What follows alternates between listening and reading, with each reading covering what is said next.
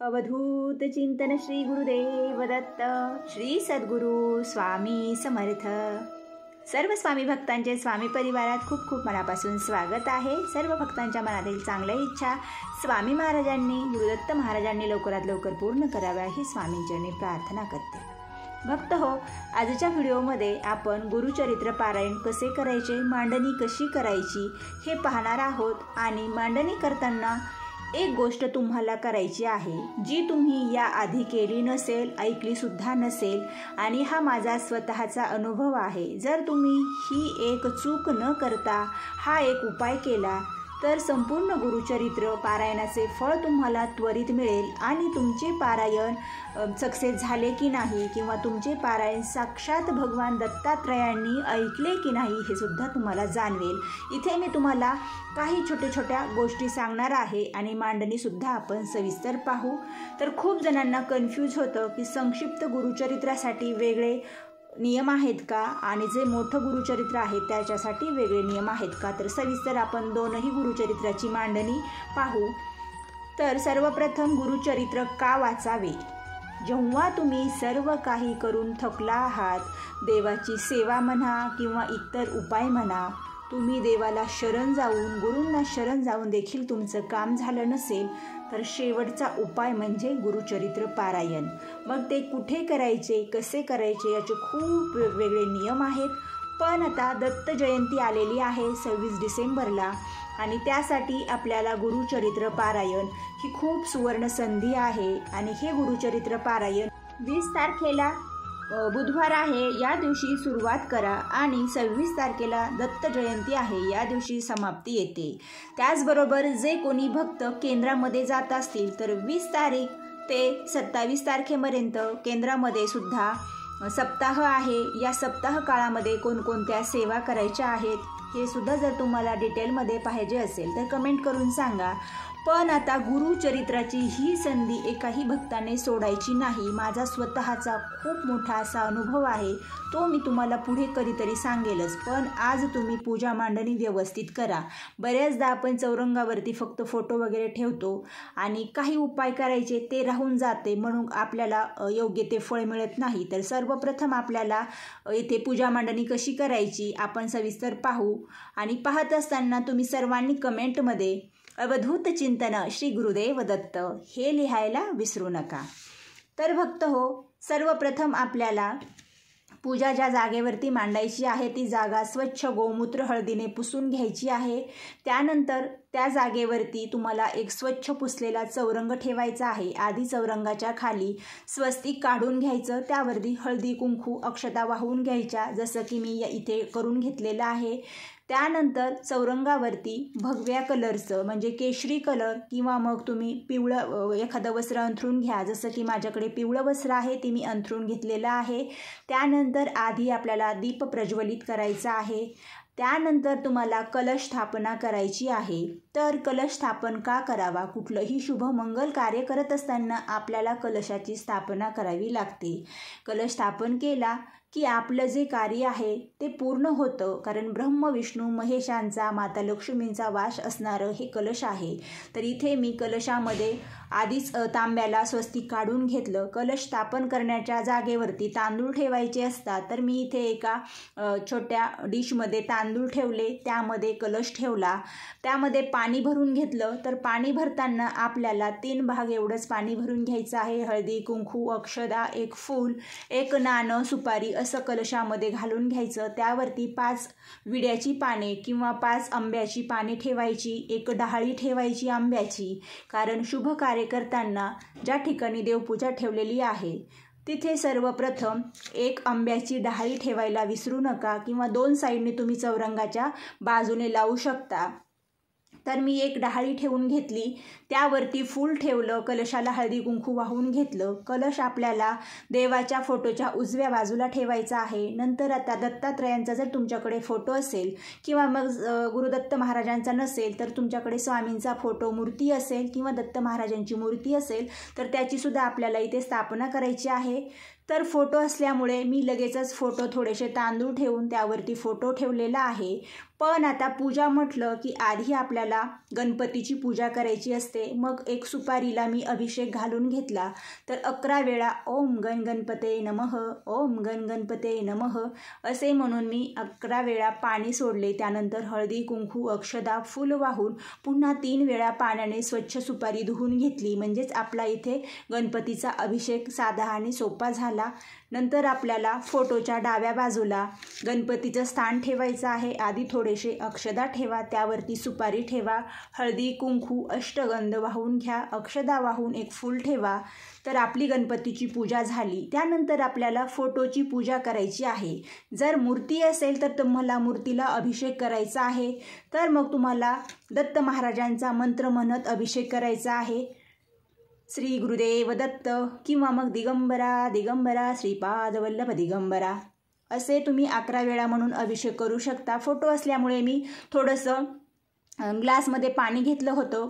फूल पाण्यामध्ये बुडवून 3 वेळा आपल्याला फोटोवरती शिंपडून शुद्धोदक स्नानम समर्पयामी, शुद्धोदक स्नानम समर्पयामी असे म्हणून घ्यायचे आहे. आणि नंतर मग फोटोला अष्टगंध लावून घ्यायचा. त्यानंतर फोटोला तुम्हाला अक्षदा हळदी कुंकूसुद्धा देवांच्या चरणावरती वाहून घ्यायचं आहे. फोटोला कुंकू लावायचं नाही. त्यानंतर देवाला फूल अर्पण करायचं आहे आणि देवाला व कलशाला सुद्धा वस्त्रमाळ अर्पण करायची आहे. तुमच्याकडे हार असेल फुलांचा तर तो सुद्धा तुम्ही घालू शकता फोटोला आणि कलशाला सुद्धा. आणि तरीसुद्धा तुम्हाला वस्त्रमाळ ही अर्पण करायची आहे. देवाचं हे वस्त्र आपल्याला पूर्ण पारायण होईपर्यंत असंच ठेवायचं आहे. बऱ्याच जणांच्या कमेंट येतील की मग दररोज वस्त्रमाळ घालायची का? तर नाही, पहिल्याच दिवशी फक्त ही पूजा मांडणी करायची आहे. त्यानंतर तुम्हाला दररोज फोटो पुसून घ्यायचा आहे, त्याला अष्टगंध लावून घ्यायचा आहे. फक्त कलश स्थापना केलेली आहे, तो अजिबात हलवायचा नाही. पाणीसुद्धा आपल्याला बदलायचं नाही. तर पुढे कलशाचं काय करायचं हे पाहू. तर आपली पूजा मांडणी झाली. त्यानंतर आपल्याला सर्वप्रथम आचमन करून घ्यायचं आहे. म्हणजे जी काही आपण आता पोथी वगैरे पुढे वाचणार आहोत त्यामध्ये कुठलेही विघ्न बाधा येऊ शकतात. आपल्याला जांभळी येऊ शकते, शिंक येऊ शकते किंवा बऱ्याचदा आपल्याला ढेकरसुद्धा येऊ शकतो. या गोष्टी होऊ नयेत त्यासाठी आपल्याला आचमन करायचं आहे. म्हणजे आपल्या पूर्ण सेवेचं फळ हे आपल्याला मिळत असतं.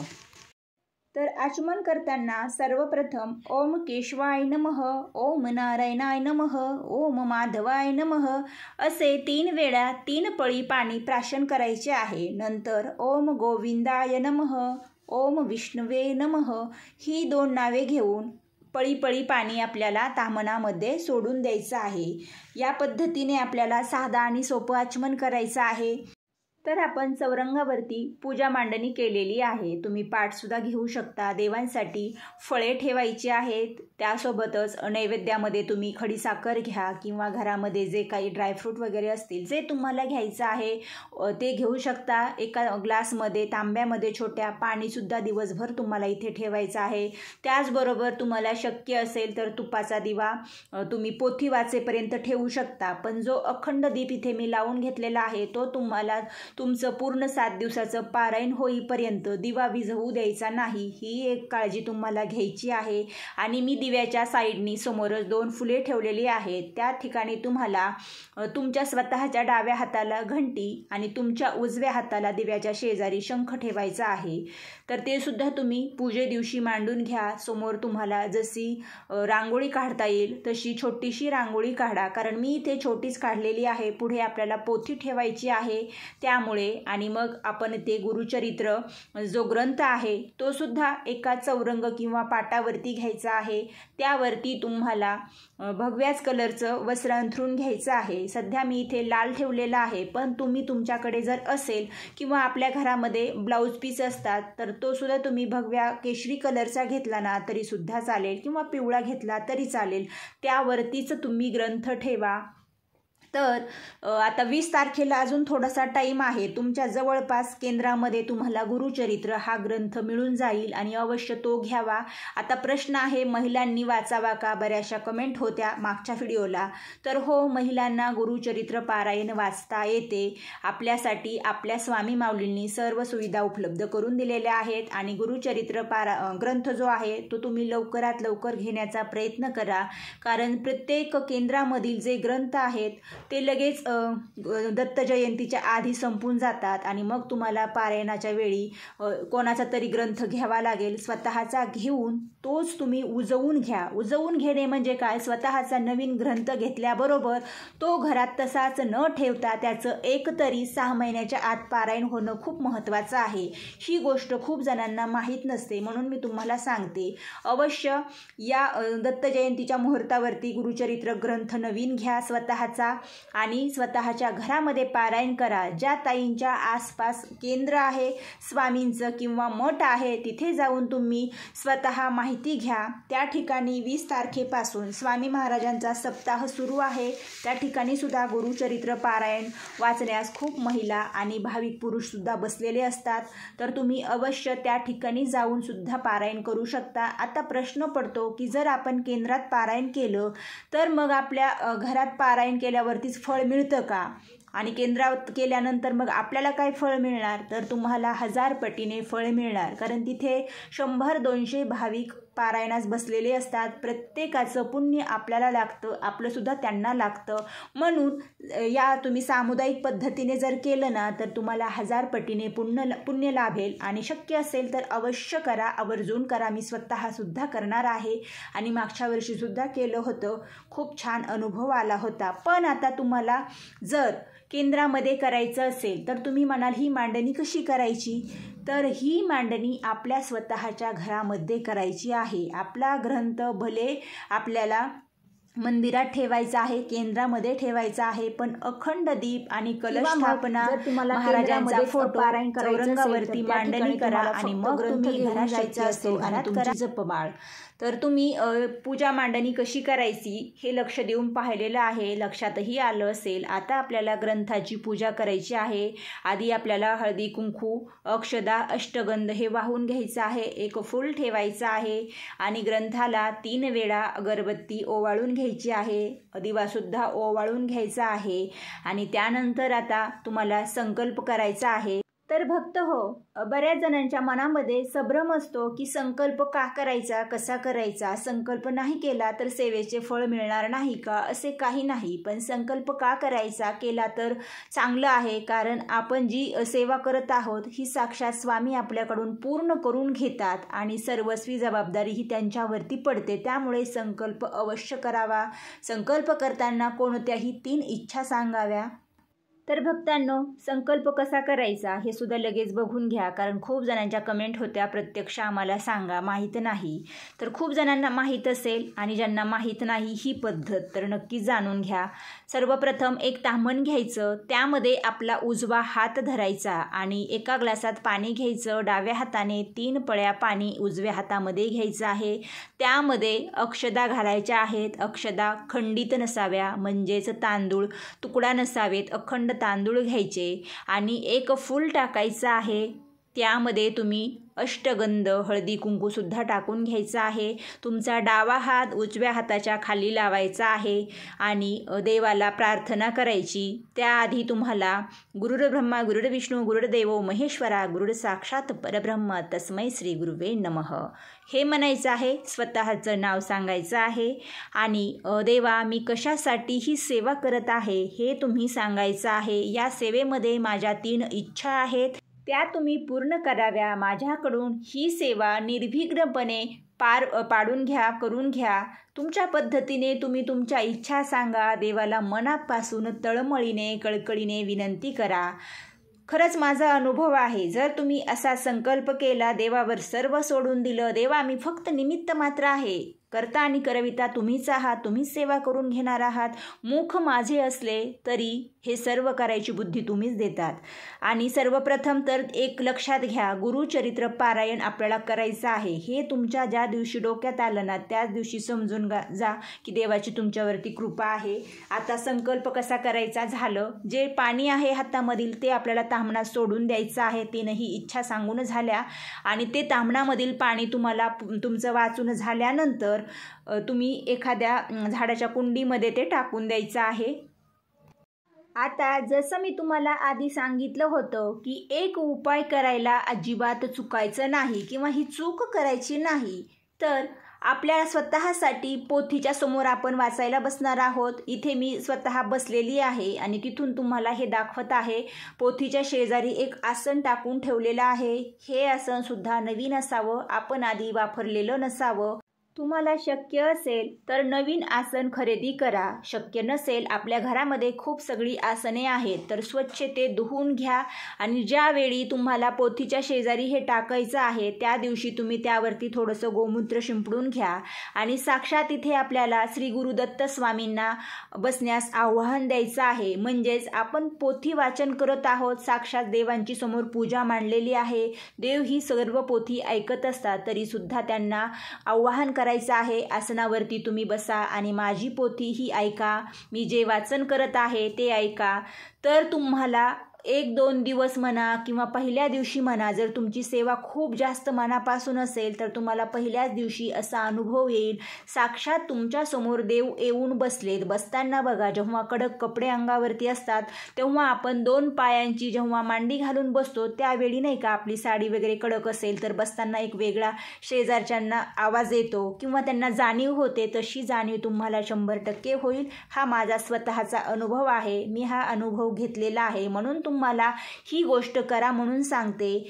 तर बऱ्याचदा काय होतं, आपण स्वतःच बसतो, वाचतोय, देव समोर ऐकतायत की नाही हे आपल्या काही लक्षात नसतं. पण ही चूक करायची नाही. आसन ठेवायचं म्हणजे ठेवायचं. त्याचबरोबर स्वतःला पाणी घेऊन बसा. वाचनासाठीचे खूप सगळे नियम आहेत, हे आपण पुढच्या व्हिडिओमध्ये पाहू, नाहीतर हा व्हिडिओ खूप मोठा होईल आणि तुम्हाला सुद्धा कंटाळवाणं होऊन जाईल. त्यामुळे मांडणी पाहिली, त्याचबरोबर आपल्याला जी चूक करायची नाही ती सुद्धा आपण पाहिलेली आहे. आता आपल्याला पाहायचं आहे, बऱ्याच जणांच्या कमेंट होत्या की आम्हाला मोठं गुरुचरित्र वाचता येत नाही, मग संक्षिप्त गुरुचरित्र वाचायचं आहे. सेम मांडणी करायची आहे आणि ज्या ठिकाणी गुरुचरित्र पोथी ठेवलेली आहे त्या ठिकाणी तुम्हाला संक्षिप्त गुरुचरित्र ठेवायचं आहे.